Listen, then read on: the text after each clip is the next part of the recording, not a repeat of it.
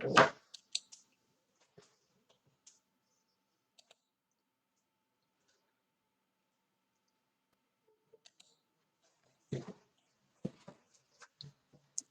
morning, dear friends. Today we'll consider questions about systemic mechanisms of digestive behavior, temperature, and excretion regulation. So we'll consider three systems. For these systems, I'll indicate main components of functional system. First of all, digestive system and digestive motivation. What we understand under this definition, motivation, it's need that forms behavior reactions aimed to achievement useful adaptive result. Such result as extraction and consumption of food. Maybe not correct extraction, it's a behavior which aim to achievement that permits us to get food in order to satisfy our needs in food. So, how it's possible? Why and where this motivation arises? You know already that in hypothalamus we have some centers, and it permits us name hypothalamus as highest motivative centers, because in relation to digestive system, here we have some nuclei, lateral and ventromedial nuclei, that are responsible for some sensations. It's a hunger center, and stimulation of this center causes polyphagia. It's gluttony.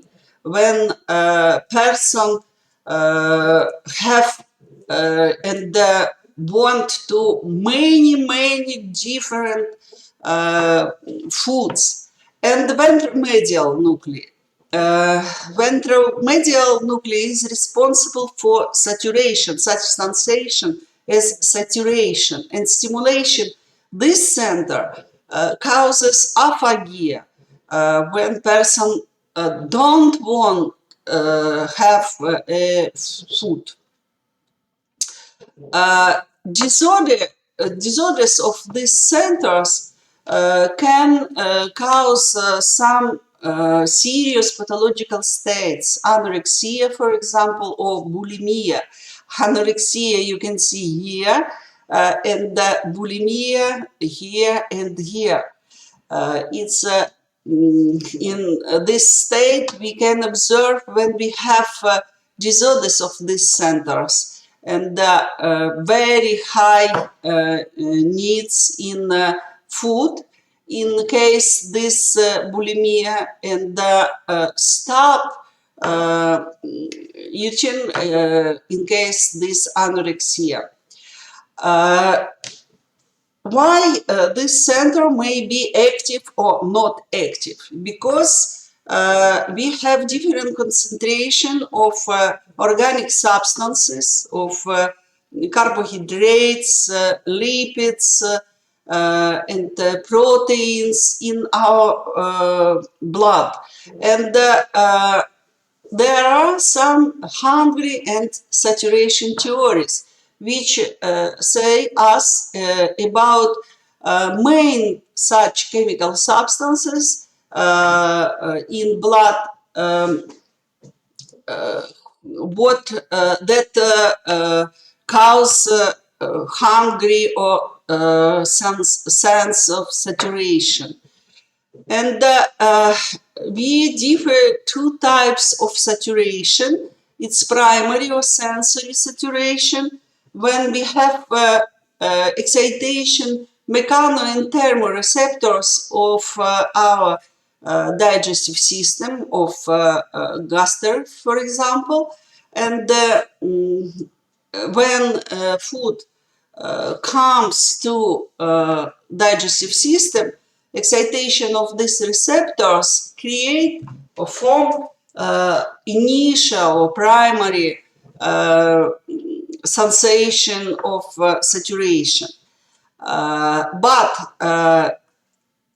real saturation, it's secondary saturation when products of degradation of these organic substances from digestive system comes in blood. And in this case, excitation of chemoreceptors give us sensation of saturation. And in this case, this sensation arises in neurons in result of active state of neurons of hypothalamus, center of saturation. On this scheme, you can see functional system which regulate achievement of such useful result as food. You can see here cat, and this cat is hungry, and to get food for cat in this case, and full gaster in this case send sensory information to center of saturation. And the result of that, behavior of this cat, of course, changes. And when we have empty gaster, in this case, we have hungry blood, and the hungry blood activate neurons of hungry centers. So such circle regulate our behavior activity aimed to get a food and realize our reactions which give us possibility to get and to satisfy our needs in food. If we have enough food, in this case, we can provide metabolism of our organism, and all reactions of metabolism, we can divide it into two types of metabolism. It's words synonyms: synthesis or degradation of organic substances. Assimilation, synthesis means assimilation by overword, and degradation means dissimilation. And more frequently we use such terms as anabolism, it means synthesis, and catabolism, it means degradation and the creation very simple fragments of organic substances. So we are in conditions when we constantly get some organic substances, and these organic substances are needed for our organism in order to satisfy structural needs in energy, for example, and in create of warmth. So you can see here three main types of energy according to nature of this energy. It's electrical energy in our organism, mechanical. Electrical, you know, it's excitation. Mechanical, it's contraction of muscles, and chemical, it's energy of relations in organic substances, ATP. And all of them types are transformed into heat in our organism. That's why it's very important question, energy exchange in our organism and the creation of heat and the thermoregulation. But first of all, some words about heat energy. Unit of heat energy, which we use in order to estimate energy exchange, is calorie or kilocalorie. And we have two methods in order to measure this integral characteristic of functioning of our body. First method is direct calorimetry. It's measuring of the total amount of energy liberated in a given time. It's very complex methods which needs very complex equipment in order to direct measure heat production. You can see here how we can estimate this heat in accordance with such ratio. And more frequently, we use in investigations indirect calorimetry. What does this method mean? More than 95% of the energy expended in the body is derived from oxidizing of various foodstuffs.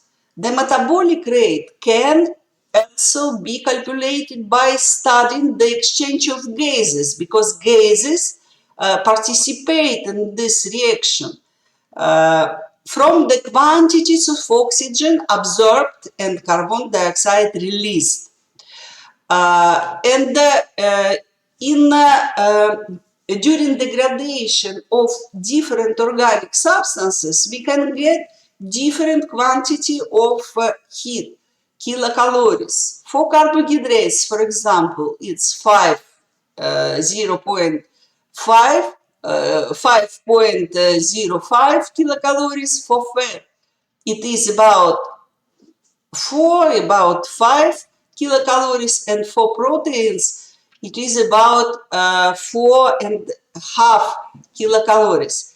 And such quantity of kilocalories we name as calorific equivalent of oxygen. The calorific equivalent of oxygen is the amount of heat liberated by the utilization of 1 liter of oxygen in the organism. And I repeat again, for different organic substances, we have different quantity of kilocalories because we have such chemism of these reactions.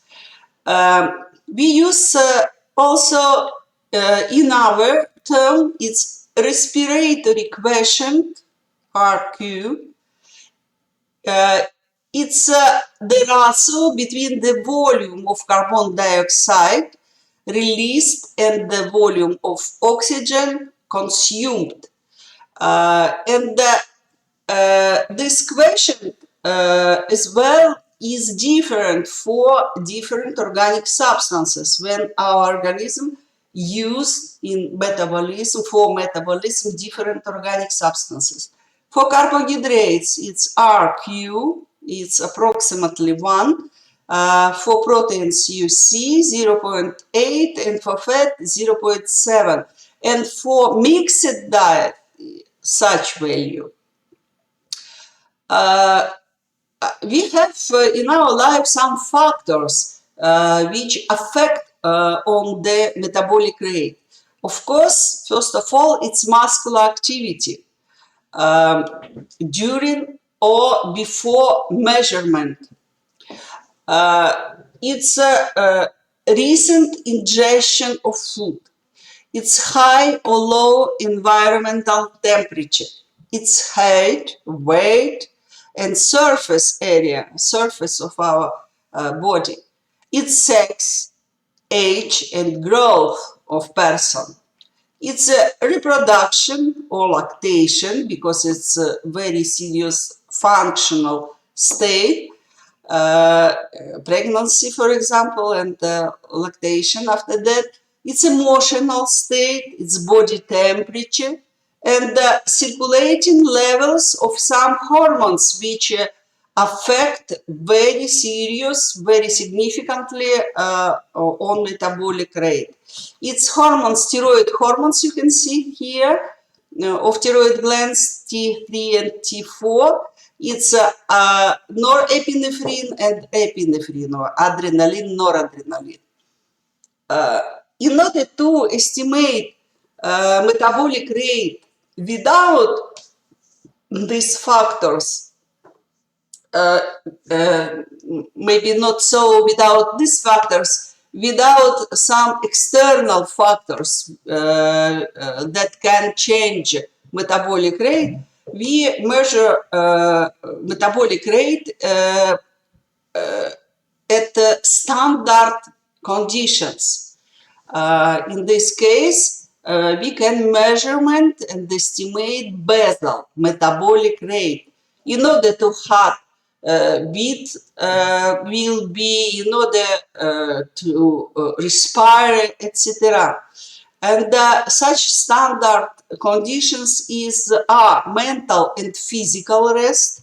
So without physical activity, it's a comfortable temperature because changes of temperature can causes metabolic rate, changes of metabolic rate, and a person must be hungry because if we have food, in this case, we have increase of metabolic rate in order to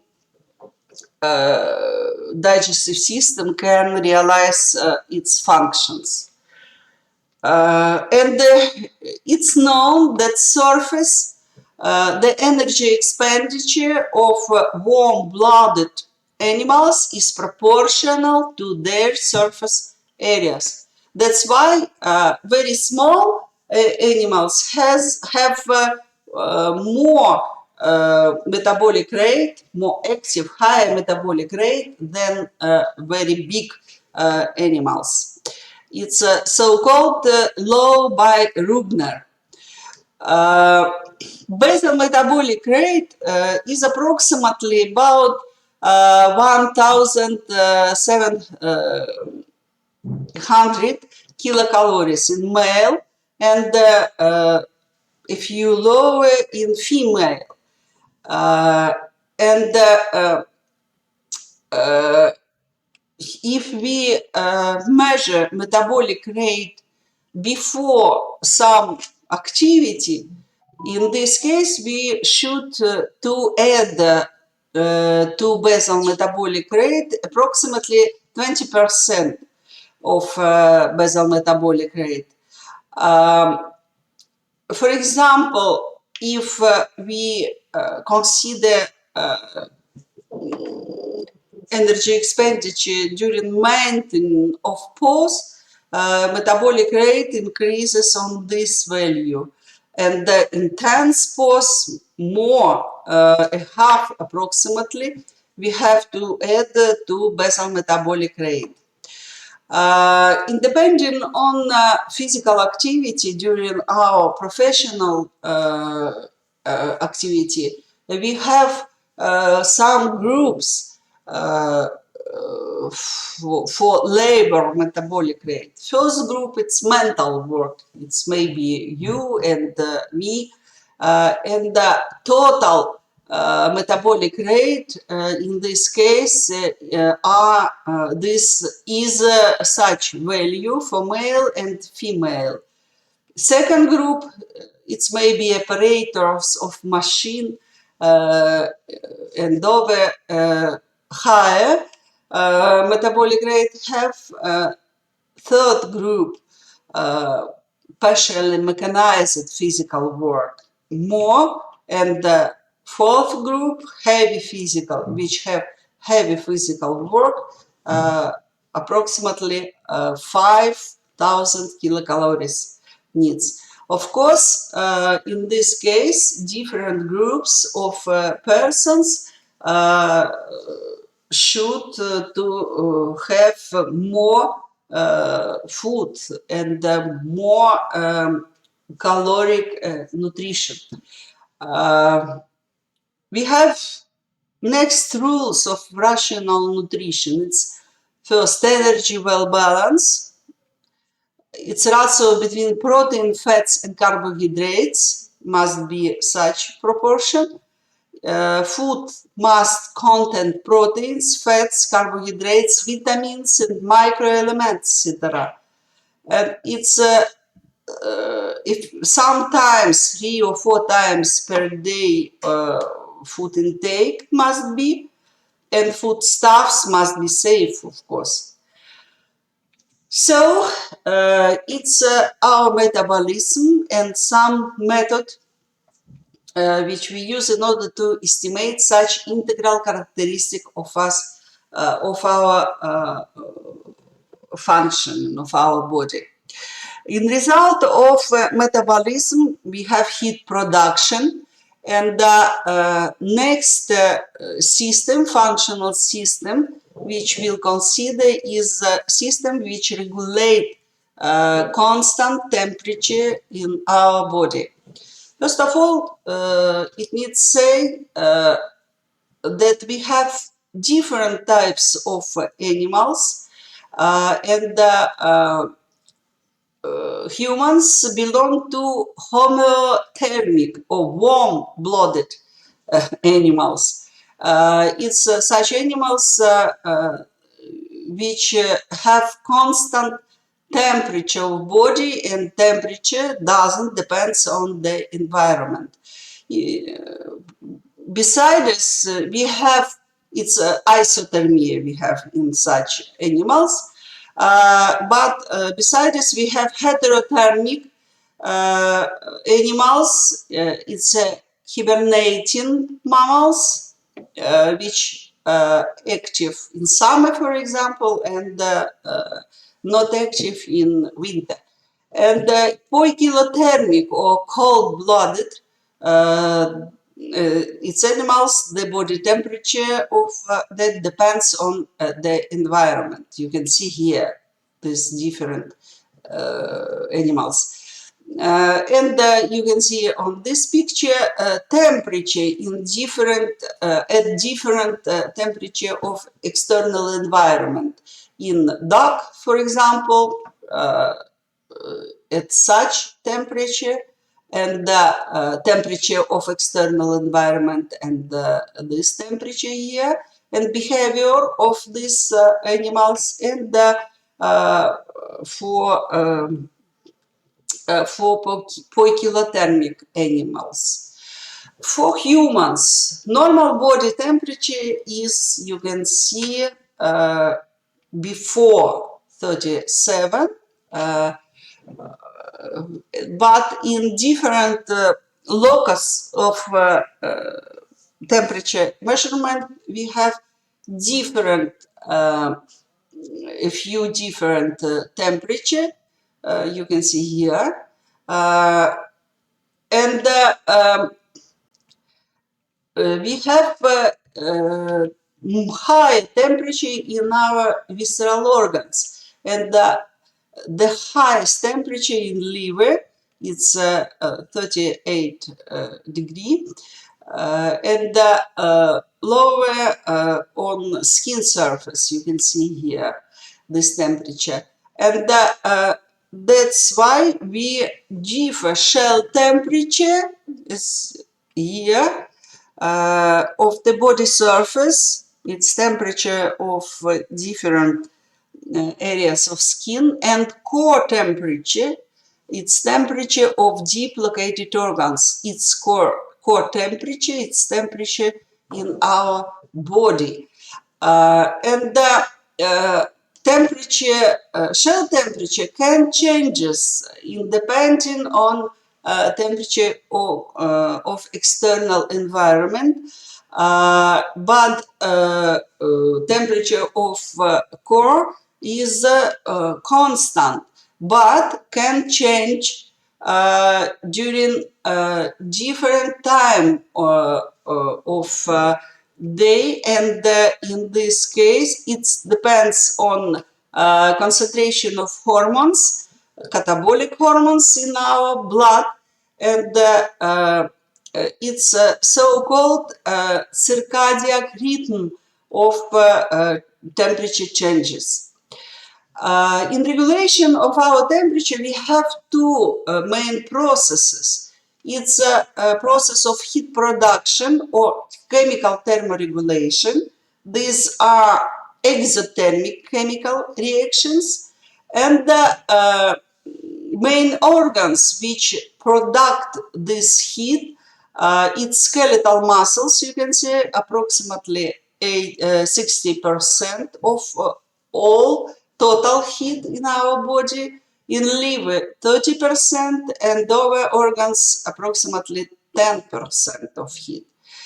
And heat production we can observe during voluntary contraction of skeletal muscles and involuntary contraction of skeletal muscles, or shivering.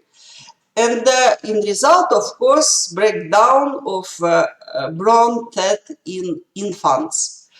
Other process, opposite process, is heat loss or physical thermoregulation. Physical thermoregulation can be realized due to sweat glands in skin. It's approximately its most part, 80%, due to functioning of respiratory system, gastrointestinal tract. We have lost some heat, and the excretion of urine and the feces.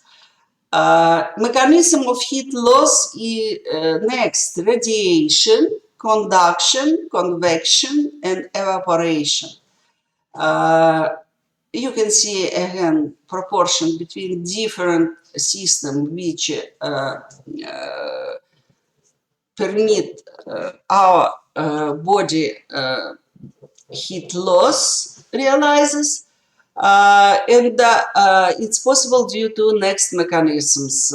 Radiation. Radiation, it is transfer of heat in the form of infrared rays between a warmer object and a cooler one without physical contact.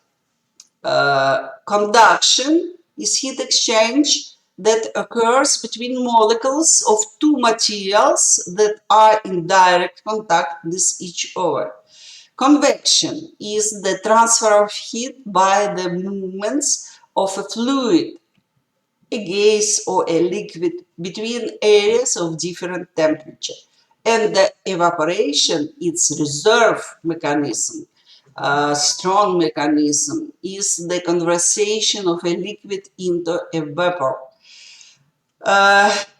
So, sweating consists of two processes: production or secretion of sweat, its evaporation, and every day we have every day 0.5 liters of sweat is produced. In physical work, you can see this value may be much more. How regulation of temperature of our body realizes when we have changes of temperature in external environment. What functional system regulate and maintain this temperature at constant level?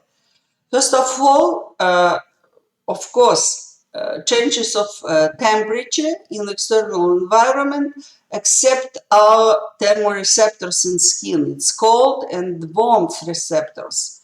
And the second structure which participate in this which are that are component of this functional system is beside the skin is vessels, and the central part of this reflex arc. So, from receptors called warmth receptors in skin, sensory information comes to centers in hypothalamus, and from centers, efferent part are presented by vessels in skin and vessels in our body.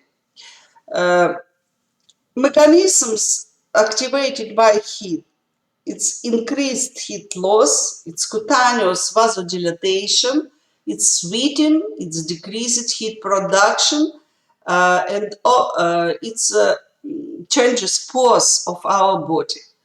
And mechanisms activated by cold chemoreceptors, it's cutaneous vasoconstriction, pilomotoric reflex means hairs, increased heat production, decreased heat loss, swelling up, increased voluntary activity, increased secretion of epinephrine and norepinephrine.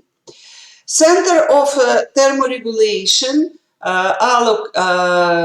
centers of thermoregulation are located in hypothalamus, or one center which has two departments. It's a center of heat production, which is located in posterior hypothalamus, and center of heat loss is located, this center, in anterior hypothalamus. We know maybe that the comfortable temperature of the external environment for us it's 18-20 grades. For a naked person, its value is 28 higher, and in the water it's approximately temperature of our body 35. You can see here functional system which regulate temperature in our body in spite of changes of temperature in external environment. For example, some stimulus disrupt homeostasis, and it decreases body temperature. In this case, thermoreceptors in skin and hypothalamus send sensory information to control centers. You can see here these centers in hypothalamus. Hypothalamus and thyrotropic hormones in anterior pituitary gland causes some effects. What effects? Due to effect of nerve impulses and thyroid hormones, we have, first of all, intensification of catabolic reactions and more heat production. It's vasoconstriction, which decreases heat loss. So heat production increases, heat loss decreases. It's adrenal medulla hormones, which have as well catabolic action influence on metabolism and the increase of heat production.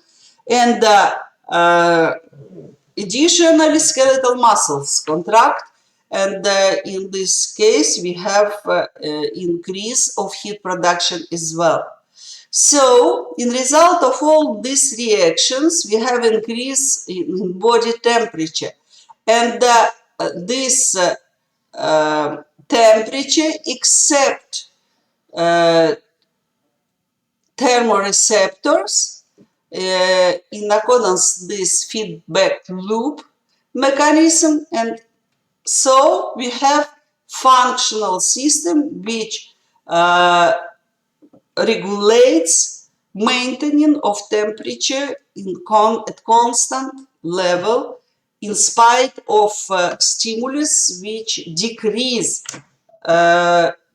can decrease body temperature, but functional system recover this temperature due to all these mechanisms. We have different scheme. You can see different scheme here. And for example, on this scheme, you can see two different stimulus which decrease body temperature, which we have just considered here, and stimulus which increase body stimuli, body temperature, sorry. For example, as you can see here, when exercising, physical exercise, we have or hot in external environment due to climatic changes, etc., heating warm for waves, sorry, for example. In this case, we have opposite reactions. If low temperature causes stimulation of heat production and decrease of heat loss, in action of high temperature, we can observe opposite reactions. It's decrease of heat production and stimulation of heat loss due to all these central and peripheral components of these systems. In result of that, we have constant temperature of our organism in spite of changes of temperature in external environment. And of course, you can see scheme the same reactions, but additionally we can see here behavior, because humans can change heat loss first of all and heat production as well due to some behavioral acts. And the same here we have the major principle of functioning of this system, functional system. It's a negative feedback mechanism which maintain our temperature at a constant needed us level. But in some cases, it becomes impossible. And in this case, we can observe such state as hypothermia, when the temperature in the axilla falls below 35, and hypothermia, when the temperature in the axilla rises above 37. So it was functional system which regulate constant temperature of our body. And finally, somewhat about homeostatic role of kidneys and functional system. Functional homeostatic system, which due to thanks to kidneys regulate many different homeostatic parameters at constant level. You can see here it's maybe functional, it's not maybe, it's these are functional system of regulation of osmotic pressure, of pH, of gases content in blood, nutrition, personally glucose, temperature we have just considered, and blood pressure. And all these processes in regulation, all these processes and in functioning of all this functional system, kidneys participate due to processes of urine formation and excretion. I remind you that in result of that we have some level definite level osmotic concentration of urine in tubular system due to processes facultative reabsorption and secretion, final concentration and formation of final content of urine, and due to urine excretion, we have regulation of all these parameters. And it's possible due to mechanism of urine creation, formation. It's filtration, reabsorption, and secretion. First of all, the most important homeostatic parameter which maintain due to thanks to kidneys, it's maintain of body fluid volume, it's maintain an osmolality of that fluid, and maintain the arterial pressure. I would like to remind you that body fluid compartments remind you some knowledge about body fluid compartments. First of all, total body mass in female and in male, you can see here, it's solids, solid parts of our components, and the fluids. You can see here values. And the relation between intracellular and extracellular fluid. And the most maybe important interstitial fluid is plasma of blood. But not only, because we have fluids such as lymph in lymphatic vessels. It's a cerebrospinal fluid in the nervous system, synovial fluid in joints, etc. And the lymph, pleural, etc. Different fluids. And the maintaining of constant content of different substances in this fluid, first of all, osmotic pressure, it's very important for our body. And here you can see sources of daily water gain and loss under normal conditions. You can see, you can consider all these processes in more detail, considering presentation.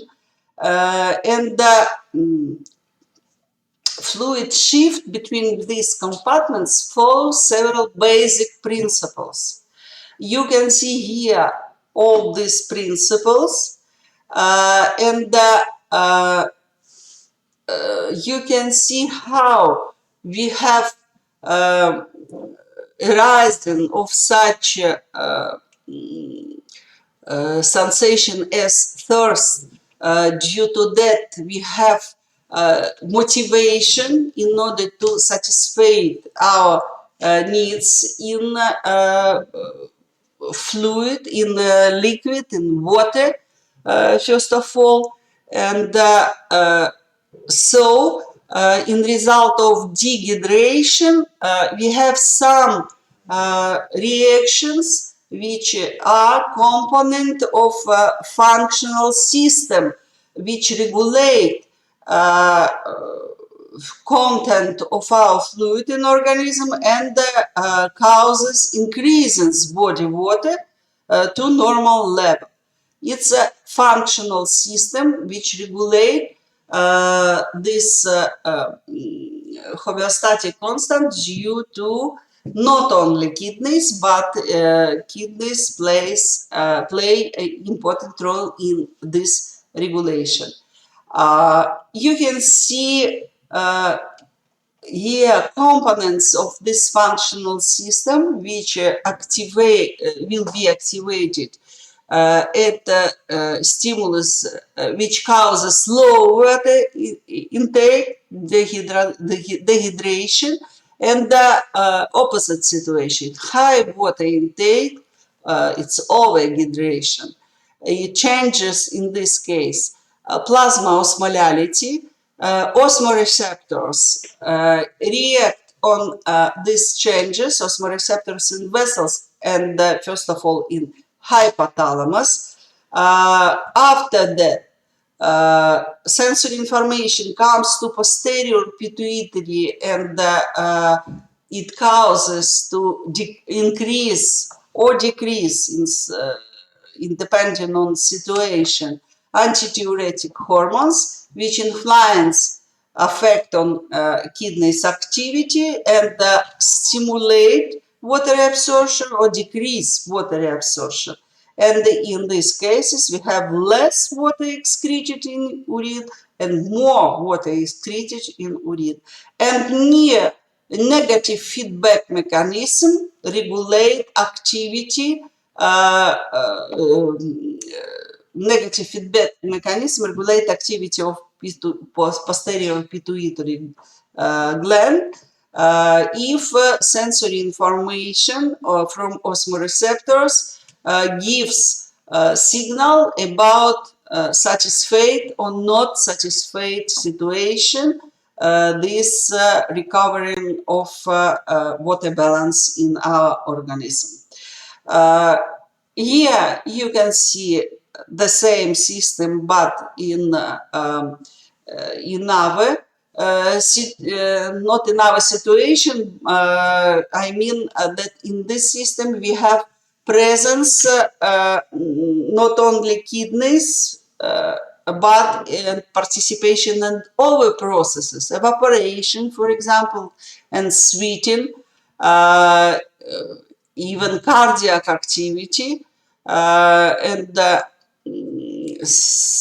metabolism, which give us, due to water intake, some quantity, some volume of water, and the regulation of these processes.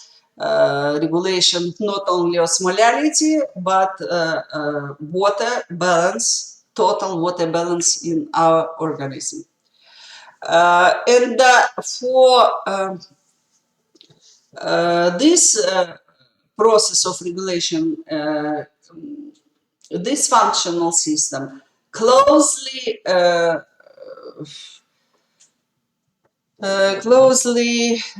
relation this has close relation to regulation of blood pressure. And you can see here, without osmoreceptor control, baroreceptor control as well. And the regulation of volume of total volume of blood circulating in vascular system. And you can see what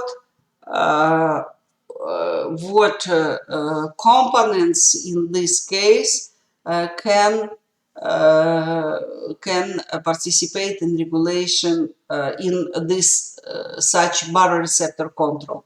It's maybe not only kidneys, but it's heart, blood vessels, which participate in short-term regulation, short-term reactions, etc. Besides antidiuretic hormones, of course, very important role in regulation of water balance and blood pressure plays sodium ions, regulation of sodium ions, and renal sodium and chlorine reabsorption. And in this case, of course, we have participation to other hormones. It's sodium uretic hormones and aldosterone, which participate in regulation of this homeostatic constants as well. And on this table, you have summary of factors that maintain body water balance. It's hormones and centers which activate or inhibits all these components, which can cause, which can realize some mechanisms and causes some effects. You can see these effects on this table. It needs say that we can have such state as water intoxication if we have very strong disorder of water balance, and it's can cause us very strong states, convulsions, coma, and possible death even. That's why water balance it's very important balance for normal functioning of our organism. And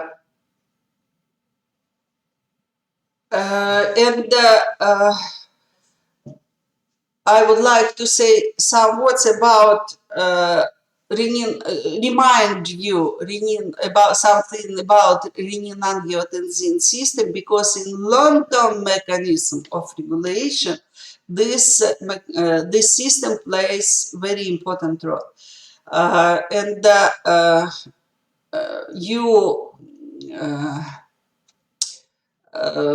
you know something already about this system, because renin it's hormone which is produced in kidneys, in these cells which are located between two vessels, efferent and efferent arterioles, and react on changes of pressure in these arterioles. And in result of decreasing of pressure, in this case,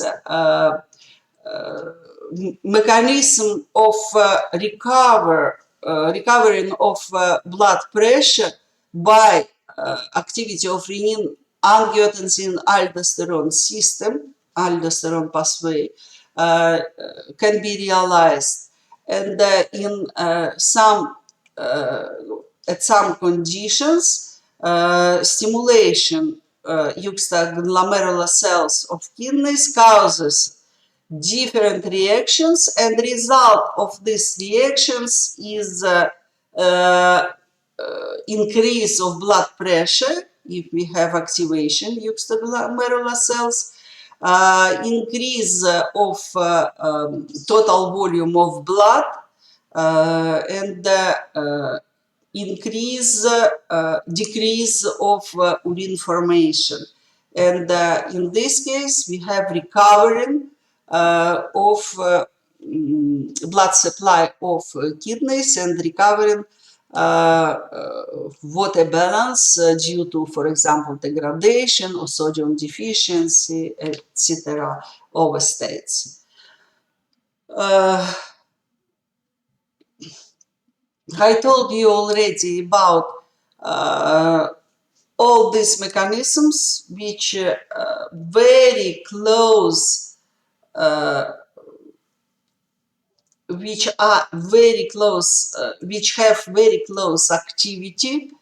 It's coupled mechanisms, and in result of that we have a regulation of water balance. Our important homeostatic parameter, homeostatic constant, is pH, and due to secretion or reabsorption hydrogen ions, it depends on state acidosis when concentration hydrogen ions increases, or alkalosis when decreases. It depends on these states. We have different intensity of secretion of hydrogen ions or hydroxyl ions, oxygen, hydrogen. And in result of that, we have normal level of this homeostatic parameter. but not only kidneys. I remind you that it's buffer systems in blood participate in regulation of these parameters, and the exhalation of carbon dioxide during our respiration as well. So not only one system, but more systems participate, are components of this functional system, which regulates pH in our body due to, again, negative feedback mechanism. And you can see this functional system here. So it's a description of kidneys excretion of hydrogen for some students which want to know about this mechanism in detail. And I should to end this lecture because I have again council and I must participate in this council. Thank you for your attention. I hope that these functional systems in scheme which are were presented to you in this lecture will be useful for you in preparation and conducting of your practical lessons. Thank you for your attention, and that's all for today.